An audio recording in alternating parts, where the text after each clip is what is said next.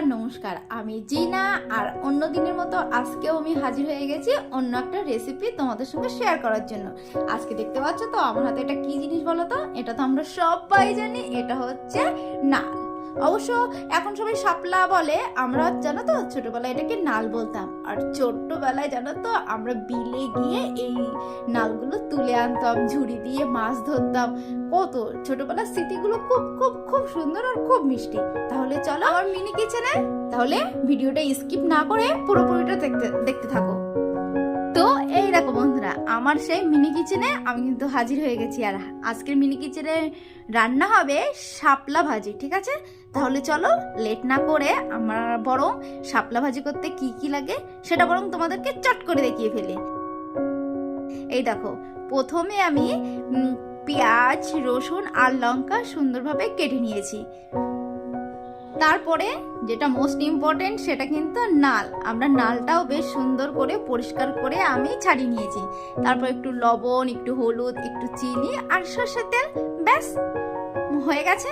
আর সবশেষে জানো তো একটু আমি সর্ষে বাটাটাও রেখেছি, কারণ এর মধ্যে না লাস্টে একটু সর্ষে বাটা দিলে নাকি বেশ কাসুন্দি কাসুন্দি টেস্ট লাগে, তার জন্য।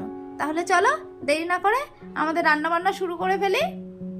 প্রথমে এই দেখো কড়াইতে একটু সর্ষের তেল দিয়ে নিলাম। তেলটা কিন্তু দেখে মনে হচ্ছে বেশ গরম হয়ে এসেছে। চলো এবার আমি এক এক করে যে কেটে রেখেছিলাম না রসুন, পেঁয়াজ আর লঙ্কা, এগুলো এবার তেলে দিয়ে দেবো।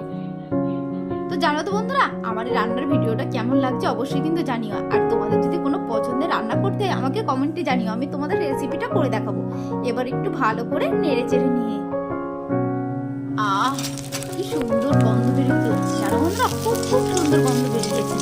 এবার না এই বেশ একটু লালচে লালচে হয়ে আসলে এরপর শাপলাটা দিয়ে দেবো। এবার দেখে মনে হচ্ছে বেশ লালচে লালচে হয়ে গেছে। এবার আস্তে আস্তে শাপলাটা দিয়ে দিলাম। শাপলার মধ্যে এবার একে একে হলুদ আর একটু সামান্য পরিমাণে লবণটা দিয়ে দেবো।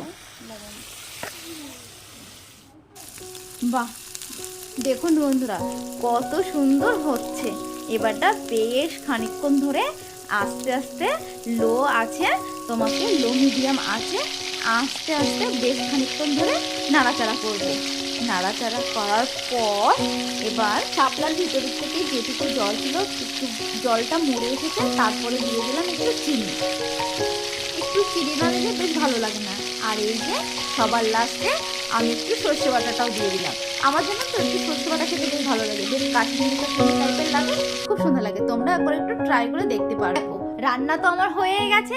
এবার না একটু লাস্টে কাঁচা তেল, মানে কাঁচা সর্ষের তেল ছড়িয়ে দেবো, যে কাসুন্দির যে একটা কাঁচা তেলের একটা মানে সেন্ট সেটা আসবে। তো এবার আমি নামিয়ে ফেলে এই যে, আর এই কাঁচা তেলটা যদি তোমরা কেউ মনে করো দেবো না, সেক্ষেত্রেও তোমরা দিতে পারো। আমার জাস্ট ভালো লাগে তাই দিয়েছি। দেখো বন্ধুরা কত সুন্দর লোভনীয় আর কত সুন্দর লাগছে দেখতে, খেতেও কিন্তু বেশ সুন্দর হয়েছে। তাহলে বন্ধুরা আমার এই রান্নাটি কেমন হয়েছে কমেন্ট কিন্তু জানাতে ভুলো না। তাহলে আমার ভিডিওটি যদি ভালো লেগে থাকে লাইক, কমেন্ট, শেয়ার করতে ভুলো না। আর অবশ্যই চ্যানেলটা সাবস্ক্রাইব করে দিও। Tata, by.